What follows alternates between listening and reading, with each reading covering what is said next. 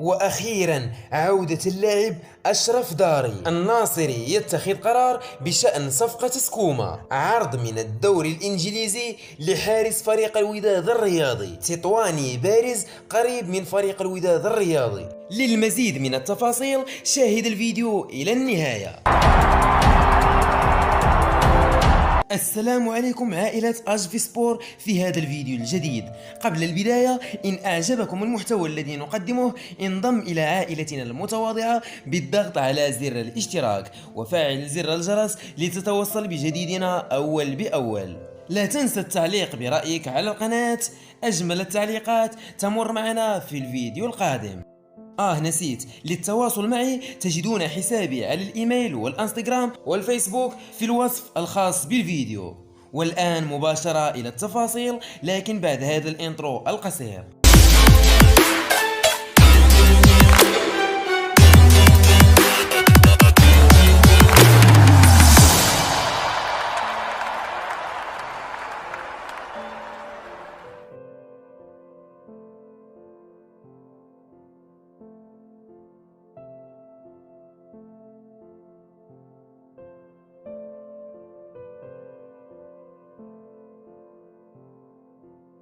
عرض إنجليزي لحارس فريق الوداد الرياضي.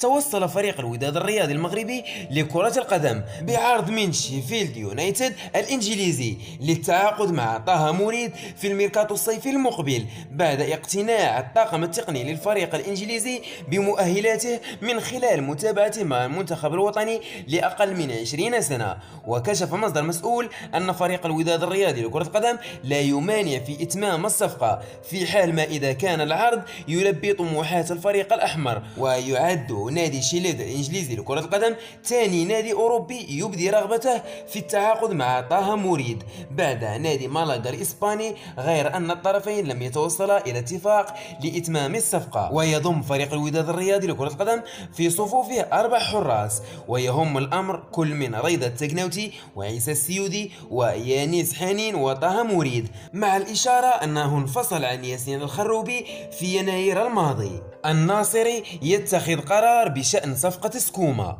قرر سعيد الناصري رئيس فريق الوداد الرياضي المغربي تأجيل المفاوضات مع لاعب الفتح الرباطي أيوب سكوما بهدف ضمه للفريق في الميركاتو الصيفي.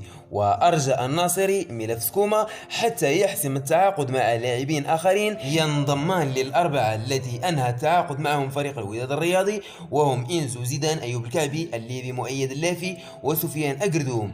وعلمنا أن الناصري الذي يعيش تحت وقع ضغوطات شديدة من أنصار فريق الوداد الرياضي لضم سكوما لا يريد الاستعجال، ويثق أن سكوما لن يوقع لأي نادي آخر، وبالتالي يضعه خيارا أخيرا سيختم من خلاله تعاقدات الفريق. ويطمئن الناصري لأن سكوما من أبناء فريق الوداد الرياضي، ورفض تمديد عقده الذي ينتهي قريبا مع الفتح الرباطي لرغبته في ختام مشواره مع فريقه الأصلي. وسبق لسكوما حمل ألوان الفريق الأحمر في بداياته قبل 10 سنوات، وانطلق منه في تجارب رفقة فرق الدوري أهمها اتحاد الخميسات والفتح الرباطي الذي توج معه بلقبي كأس العرش والدرع البطولة. الإصابات على مستوى خط الدفاع لعنة تطارد الوداد.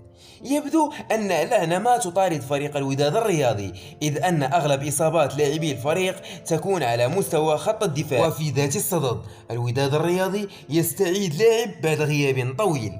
استعاد فريق الوداد الرياضي لكرة القدم خدمات نجمها المدافع أشرف داري الذي غاب عن صفوف الفريق الأحمر لمدة طويلة بسبب العملية الجراحية التي خضع لها في وقت سابق. ووقع اللاعب داري على أول ظهور له خلال المباراة التدريبية التي أجراها الفريق أول أمس ضد فئة الأمل. وعمد المدرب الأرجنتيني غاموندي إلى إقحام المدافع داري خلال هذه المباراة التدريبية من أجل منحه الفرصة لاستعادة إمكانياته التقنية والبدنية في أفق الاعتماد عليه خلال المباريات المقبلة. وشهدت المباراة بين فريقي الكبار وأمل الوداد مشاركة لاعبين الذين غابوا عن مواجهة الديربي البيضاوي ضد الرجاء. نجم المغرب التطواني قريب من أسوار الوداد. ذكرت مصادر قريبة من محيط فريق الوداد الرياضي أن اللاعب أيوب الكحل متوسط ميدان فريق المغرب التطواني بات قريبا من الانتقال لفريق الوداد الرياضي في الميركاتو الصيفي. وتابعت نفس المصادر أن سعيد الناصري رئيس فريق الوداد الرياضي حادث اللاعب الكحل واستشاره في الموضوع قبل بدء المفاوضات مع فريق المغرب التطواني. ويعد الكحل واحد من نجوم الفريق التطواني، كما أنه جدد عقده رفقة الفريق بداية يناير الماضي. ولا تستبعد المصادر المذكورة أن يوافق الماط على انتقاله للوداد الرياضي. يشار إلى أن أيوب الكحل هو الأخ الأصغر للاعب ياسين الكحل الذي سبق أن انتقل من فريق المغرب التطواني لفريق الوداد البيضاوي سابقا. عرض قطري للسلامي يقلق الرجاء. تسود حالة من القلق والتوجس داخل الرجاء الرياضي بشأن ما يتردد عن اهتمام نادي قطري بخدمات مدرب الفريق المغربي جمال السلامي. وقالت مصادر مطلعة على الأمر يوم الجمعة إن تسريب هذه الأخبار حاليا من شأنه أن يضر بالفريق ويؤثر على تركيز اللاعبين وتوازنهم قبل جولات قليلة من نهاية الدوري الذي يحتل الرجاء صدارته. ولم يصدر عن السلامي أي نفي أو تأكيد، وإن كان اهتمام النادي القطري لا يعني حسم التعاقد، بل هو عرض تم نقله لمدرب الرجاء عبر عدة أطراف. وتزامن هذا التسريب مع تعادل الرجاء الرياضي أمام فريق الوداد البيضاوي، وهو ما أغضب أنصاره لكون الفريق قدم مستوى متواضعا بينما كان منافسه يعاني من الغيابات المؤثرة. ويستعد الفريق البيضاوي لخوض مواجهة مصيرية مع الزمالك المصري في نصف نهائي دوري أبطال إفريقيا الشهر المقبل. الدفاع الجديد: سنحترم أي قرار لأجردوم.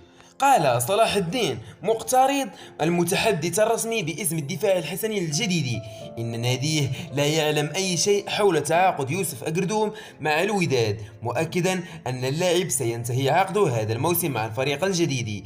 وأكد المقترض في تصريح لراديو مارس: أجردوم يواصل تدريباته مع الفريق، ونحن كمجلس إدارة نحترم أي قرار سيتخذه، إنه لاعب خلوق وأعطى الكثير للفريق. وتابع: الدفاع الحسني الجديد انتدب أجردوم من الرشاد البرنوصي سنة 2013، مشيرا إلى أنه قضى سنوات جيدة مع الفريق وبذل جهدا كبيرا لا يمكن إغفاله.